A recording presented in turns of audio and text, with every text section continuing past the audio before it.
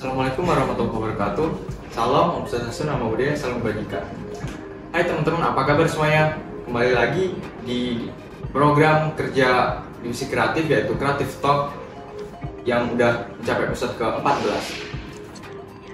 Sebelumnya perkenalkan, nama saya Bahtiar sebagai host dalam podcast kali ini dengan tema validasi informasi digital.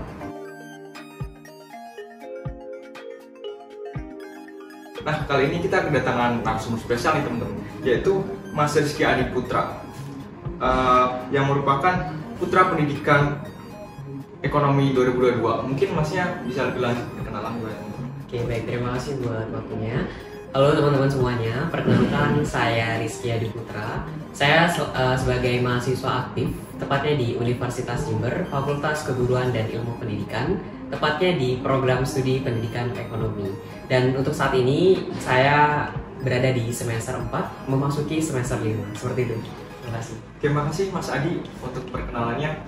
Mungkin kita bisa lanjut langsung ke tema kita kali ini teman-teman ya, yaitu validasi informasi digital.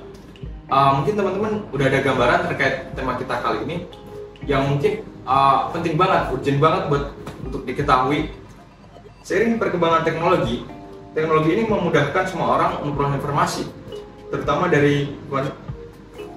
terkait informasi dari digital gitu. Namun masih banyak orang yang dengan mudah mempercayainya dan nggak memfilter dulu apa informasi tersebut. Nah, ketika seseorang percaya hal tersebut, maka dengan kepercayaan diri yang tinggi akan menyebarkan informasi tersebut. Nah, gimana coba kalau informasi tersebut palsu gitu? Hal ini akan akan berefek domino kepada orang-orang sekitar dengan mempercayai bahwa hal tersebut benar, padahal sesungguhnya false truth. Mungkin langsung aja Mas Adi ya, terkait pertanyaannya. Yang pertama, apakah menurut Mas Adi penting untuk memvalidasi informasi digital di era saat ini? Oke, baik, terima kasih buat pertanyaannya. Berbicara dengan informasi digital, bahwasannya digital saat ini udah memasuki 4.0, di mana digital udah cukup merambat sangat meluas. Nah, maka dari itu tentu sangat perlu melakukan validasi guna mencari keakuratan informasi digital tersebut, atau juga dapat dikatakan kita mencari informasi digital tersebut supaya informasi tersebut bisa dikatakan kredibilitas, seperti itu. Oke. Jadi terkait informasi harus benar-benar kredibel Mas ya? Betul banget, sangat penting. Karena kita mengonsumsi itu setiap hari dan pastinya semua orang terdampak oleh hal itu. Betul. Apa alasan utama seseorang dapat mempercayai suatu informasi dengan mudah tanpa verifikasi terlebih dahulu? Berbicara tentang alasan, tentu pasti setiap informasi digital yang kita gunakan di saat ini, di era saat ini, tentu ada beberapa faktor yang menunjang akibat kitanya tidak menggunakan atau tidak melakukan validasi terlebih dahulu. Mungkin faktor yang pertama adanya waktu. Dengan adanya waktu yang sempit, sehingga kita tidak dapat memvalidasi informasi digital tersebut. Kemudian yang kedua dari SDM-nya sendiri. Mungkin dari sumber daya manusia itu bisa dikatakan, mohon maaf, literasi medianya itu cukup rendah. Maka dari itu untuk menerima informasi digital itu tidak melakukan verifikasi atau validasi terlebih dahulu, seperti itu. Oh, tambahnya Mas, mungkin dari kepercayaan juga.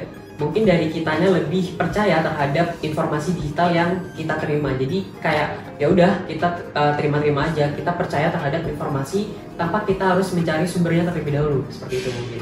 Jadi menurut Mas Adi penting gitu Mas ya untuk mempunyai waktu untuk memvalidasi hal tersebut. Yeah. Jadi misalnya kita nggak ada waktu terus kita scrolling itu, mungkin kita nggak punya waktu buat validasi hal tersebut, terus dia berendam. Hal ini gimana Mas untuk solusinya? Mungkin solusi dari saya sendiri untuk teman-teman yang bisa, maaf, yang dikatakan SDM literasinya masih rendah, mungkin teman-teman dari kita teman sebaya, kita bisa mengedukasi terlebih dahulu. Kita bisa mengedukasi bahwasanya juga penting melakukan validasi terhadap informasi digital yang kita terima. Jadi poin pentingnya kita edukasi teman sebaya kita. Oke, kemudian pertanyaan ketiga, apakah Anda pernah menerima informasi yang tidak jelas sumbernya, misalnya dari WA atau SMS gitu, dan bagaimana Anda menyikapinya? Oke, Tentu saya pernah menerima informasi digital mau dari media sosial maupun dari WA, SMS dan Instagram maupun bahkan yang lainnya. Dan mungkin solusi dan atau menyikapi hal tersebut dari saya sendiri cukup stop untuk tidak menyebar informasi tersebut kepada orang lain. Cukup di diri kita terlebih dahulu. Kemudian langkah yang berikutnya, kita sebagai generasi atau Gen Z, generasi emas nih, kita bisa saring terlebih dahulu informasi tersebut. Kita bisa menggunakan situs-situs terpercaya untuk pengecekan informasi digital, benar adanya informasi tersebut atau tidak. Kemudian bagaimana tips dari Anda agar tidak mudah mempercayai suatu informasi yang belum jelas? Oke, mungkin tips dari aku ya teman-teman, untuk teman-teman menerima informasi digital yang belum jelas atau dikatakan informasinya itu palsu, mungkin teman-teman balik lagi.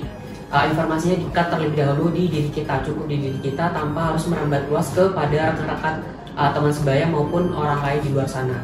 Kemudian teman-teman juga bisa mencari sumber-sumber yang lebih akurat. Jadi informasi yang telah teman-teman terima nih, kita cari sumber yang terpercaya di sumber-sumber kan masih banyak nih.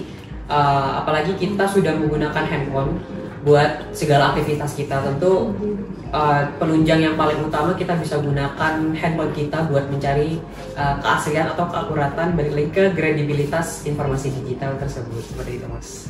Nah gitu teman-teman ya, biar informasi tersebut tidak malah membuat efek domino bagi sekitar kita, harusnya kita memfilter diri kita terlebih dahulu gitu terkait informasi tersebut, gitu Mas ya. Betul. Oke, kemudian apa tantangan terbesar dalam memvalidasi informasi digital? Oke, balik lagi, informasi digital ini udah merambat luas dan tentu pasti ada tantangan tersendiri. Nah, mungkin tantangan yang saya ketahui dan sependek pemikiran saya, tentu tantangan sendiri itu dari algoritma media sosial. Saat ini algoritma media sosial ini lebih mengikuti kepada tren, mengikuti kepada hal apa yang lagi viral. Nah, sehingga mengakibatkan informasi-informasi digital yang disebar itu bisa dikatakan terlalu banyak yang palsu lah, seperti itu. Kemudian selain itu juga penyebaran informasi yang cukup cepat.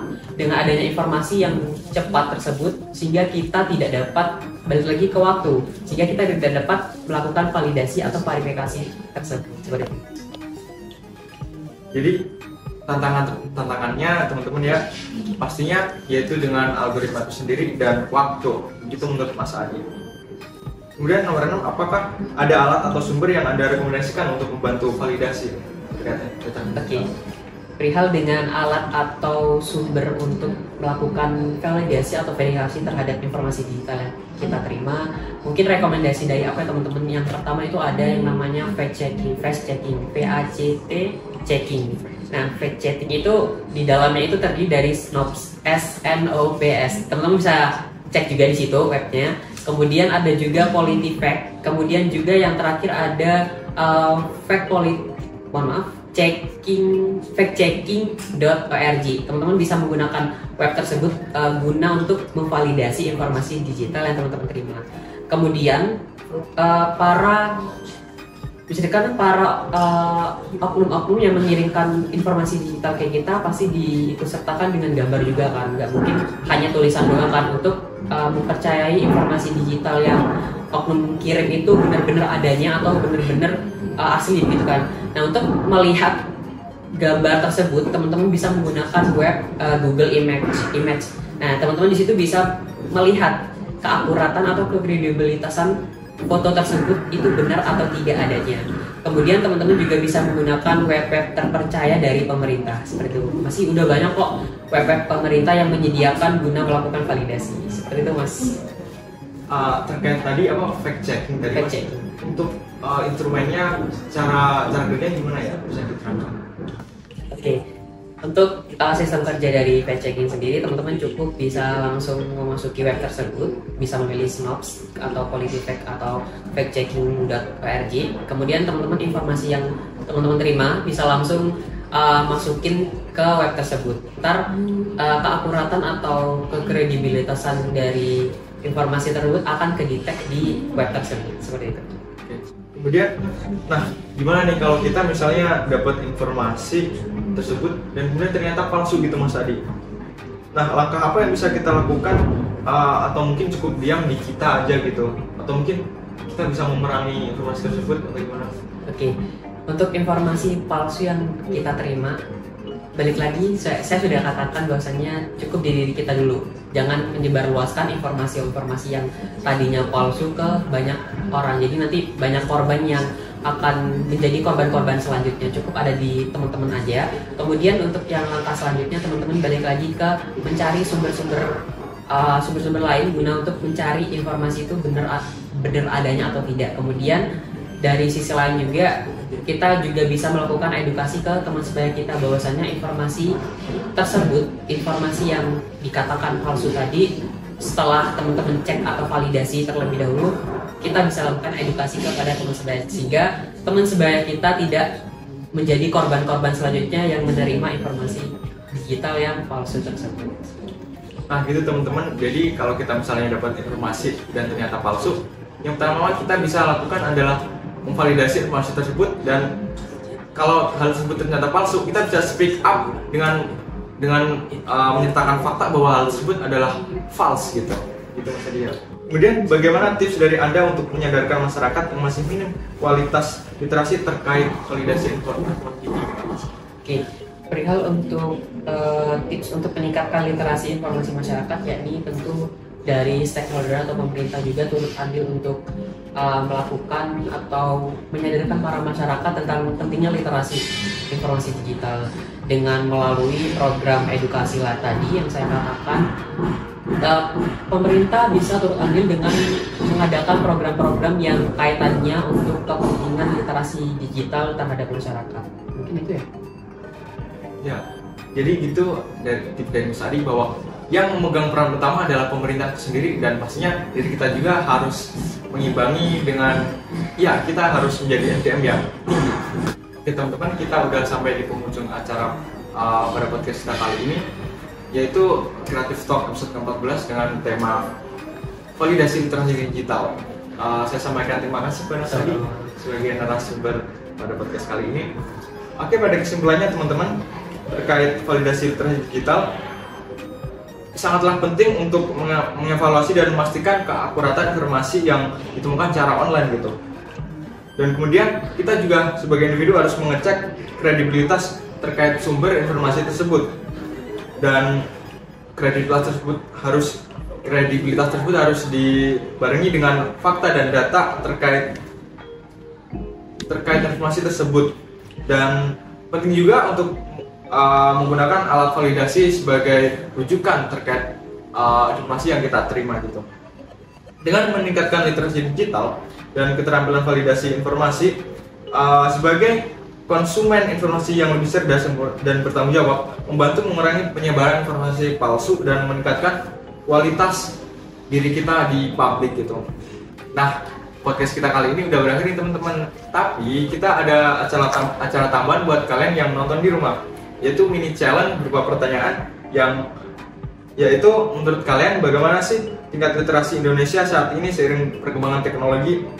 Berikan tanggapan kalian melalui IG Sahabat Perpustakaan ya teman-teman, dan yang paling menarik akan mendapatkan hadiah dari kami.